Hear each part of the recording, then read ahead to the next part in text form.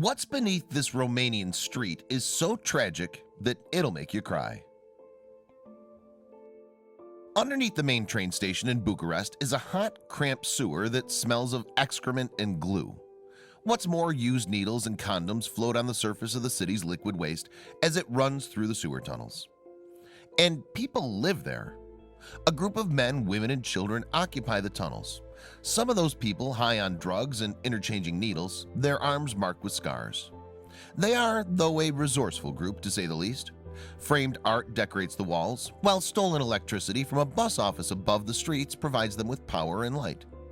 This isn't, however, some disorganized hub. It's a community that lives off the grid and is run by a man who calls himself Bruce Lee. This is where some of the disenfranchised people of Romania try to make some kind of life for themselves. Bruce Lee is tattooed, his wrists wrapped in chains, his cut-off leather jacket covered in badges. He's lived in the sewer since he was a child. Now the dispossessed who live alongside him call him Father. Those who reside in the sewers are the victims of the Kosaku communist regime's collapse. In fact, they grew up in awful conditions in orphanages. After the banning of abortions and contraception left poor families with children they couldn't feed. Many subsequently abandoned their newborn babies. Rather than remaining in the harsh state-run orphanages, though, many young people opted for the streets instead. They prefer to have freedom instead of very strict rules to follow, said visual artist Dana Garrica, who photographed the sewer dwellers.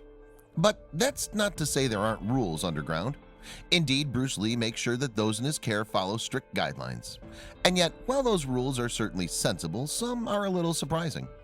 The first rule: no fighting. The second: no arguing.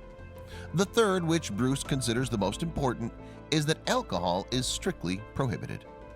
Drinking, then, is not a tolerated form of escape for the 90% of the sewer's inhabitants who suffer from tuberculosis, HIV or AIDS, or hepatitis. As the police have their rules, that's how they respect my rules, Bruce Lee told Kasu Journalisti. If you break them, it means you've got something against me. Bruce Lee's built everything in the sewers, which means that life below ground revolves around him. Those who work there work for him by scavenging in bins for metal and discarded paint. The scavengers then take their loot to their boss, who pays them for their work. For their work, these scavengers also receive protection, shelter, and food. Plus, they get access for drugs and Oralac, a paint with hallucinogenic fumes, at rock-bottom prices. Interestingly, Lee is also helped by Simon and Andre, his two deputies. And naturally, all residents are loyal to the three honchos and indeed are prepared to protect them with dirty needles or the stray dogs they take in as pets if need be. Gabby now lives with his aunts away from Bucharest. He's unable to return to the capital owing to a previous robbery conviction. But he still longs for life with Bruce Lee in the sewers. In fact, he's described the time he spent there as beautiful. One current resident is Mihaela, who at the time of her 2014 interview with Casa Journalistu was 17. She's lived underground since the age of 13. Initially, I was afraid of Bruce Lee because he wore chains and smeared Oralac all over his face, she explained. But someone picked on me in the sewer and he stood up for me. Since then, I care about him a lot. Despite the protection, though, living in the sewers comes with many challenges. One, for example, Bruce Lee was trapped under the rubble after police bulldozed the entrance. They sealed the manholes and trapped me down here, he told Casa Journalistu. I almost died, even though I know this sewer so well. On surfacing 2 days later, Bruce Lee was arrested and held in custody for a couple of months. Martial law subsequently reigned supreme in the sewers. But when the boss was released, order was quickly restored. And that's the way it's been ever since. Bruce Lee, furthermore, sees his work as a divine mission.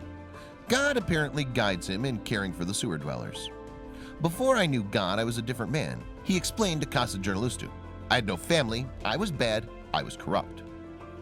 It's a strange, awful life of drug use and poverty under the streets of Bucharest, but Bruce Lee sees it as better than the alternative. No one has offered us an opportunity to life. This chance of a better life, we created that for ourselves and on our own.